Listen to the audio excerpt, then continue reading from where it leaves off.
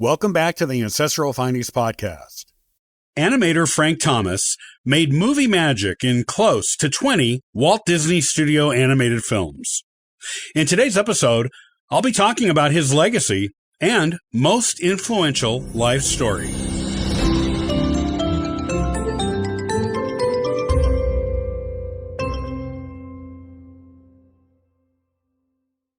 In Walt Disney's world of animation, there was a famous group of animators called the Nine Old Men. This was how Disney himself referred to this group of animators, a bit of a joke, since it was his way of playing on the term President Franklin Roosevelt used to refer to the Supreme Court. Frank Thomas was one of the Nine Old Men, and even if you aren't familiar with his name and history, you almost certainly know of one of his most popular Disney works. He's the man who animated the dogs nibbling a spaghetti noodle in the 1955 animated film Lady and the Tramp. If you've read about other Disney animators, then you've probably seen Frank's name come up alongside Ollie Johnson. Ollie was another animator, and these two were good friends and collaborators. Frank was more than just an animator. A diverse man with many interests, he once said this: "I'm not sure that I would have been satisfied just as a musician, or just as an actor, or just as something else. The fascinating thing about animation was it gave me a chance to use all of these interests, working together, and they all helped each other. But I was very fortunate to be at the right place at the right time, and to be able to live this kind of life." As one of the most influential Disney animators in history, Frank has an interesting life story. Here it is in full. Frank Thomas was born in Santa Monica, California, on February 5th, 1912, to parents Frank Thomas, who was a teacher, and Ina Gregg. As part of a family of 5, he also had 2 older brothers, Lawrence and Welburn. His family later moved to Fresno, where his father became president of Fresno State College. One of the interesting things about Frank was that he always knew he wanted to be an artist. When he was 9, he asked his father how he could make a living through drawing. Later, he attended Fresno State College, and his artistic pursuits blossomed into art, involving motion pictures. In one class project, he directed a spoof of college life, a movie that ended up playing at local theaters. He later went on to Stanford University, where he majored in art. This was where he met lifelong friend Ollie Johnson. While at Stanford, Frank also drew cartoons for the school's newspaper and worked on the Stanford Chaparral, which was a campus humor magazine. He was a member of the Theta Delta Chi fraternity, too. From Stanford, he went to the Chouinard Art Institute in Los Angeles. Here, he met another graduate of Stanford who had gotten a job at Walt Disney Studios. This man informed Frank of a job, and as of September 24, 1934, Frank was an official Disney employee, with the employee number 224, working on the short film Mickey's Elephant. The rest is history. It was many years after joining Disney before Frank would settle down. In 1946, after a long courtship, he married Jeanette Armentrout Thomas. The pair would later go on to have 4 children, boys Theodore, Doug, and Greg, and 1 daughter, Anne. Frank approached animation with a focus on the character's personality. To him, this was what brought some of Disney's most memorable characters to life.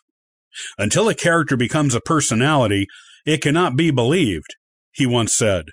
"Without personality, the character may do funny or interesting things, but unless people are able to identify themselves with the character, its actions will seem unreal." Over the course of his career with Disney, Frank worked on some of the most famous animated films in history. The list includes almost 20 animated features, with titles including Sleeping Beauty, The Jungle Book, and 101 Dalmatians. His most iconic piece of work might just be the scene from Lady and the Tramp, in which 2 dogs share a spaghetti noodle. But Frank also animated the dancing penguins in Mary Poppins, the dwarves crying over Snow White's body in Snow White and the 7 Dwarfs, and in Bambi, the scene in which Thumper taught Bambi to ice skate. Speaking of Snow White and the Seven Dwarfs, this one was a particularly notable achievement because it was Disney's first full-length animated feature. And Frank's list of accomplishments goes on. For Pinocchio, he directed the main character's animation and the I've Got No Strings musical portion of the movie. In Cinderella, we can see his work in The Wicked Stepmother, and The Queen of Hearts from Alice in Wonderland is Frank's work too. Frank also worked on Captain Hook from Peter Pan. Frank was also a very well-known musician too.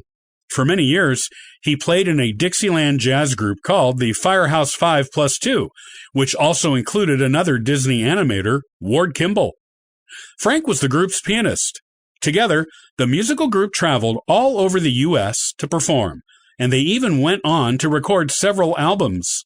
Today, one of their songs, Millenburg Joys, can be heard on the Mark Twain Riverboat. Frank retired from his work at Disney in 1978, after 43 years of animating with the entertainment giant. After going into retirement, he wrote several books about animation. One is The Disney Villain, and another title is Disney Animation, The Illusion of Life. There is also Too Funny for Words, Disney's Greatest Sight Gags, and Walt Disney's Bambi, the story and the film. In 1995, Frank's son Theodore created a documentary about Frank and Ollie, one that is all about the amazing friendship these two men shared as they studied and worked together. If you want to watch it, you'll find it under the name Frank and Ollie. The two men have both also made cameo appearances in several Disney pieces. There's a villain called Dr. Frankenollie in Runaway Brain, which was made the same year as the documentary. And the pair is also featured through vocals in The Iron Giant and The Incredibles. After a long life of making movies and inspiring the world, Frank passed away at the age of 92 on September 8, 2004. He's left a large legacy behind him, including books, films, and animated shorts. Though he may be gone, his life's work will always be with us. Thanks for listening and subscribing to the Ancestral Findings podcast. Check out ancestralfindings.com for additional free genealogy resources and weekly giveaways. Hey, happy searching!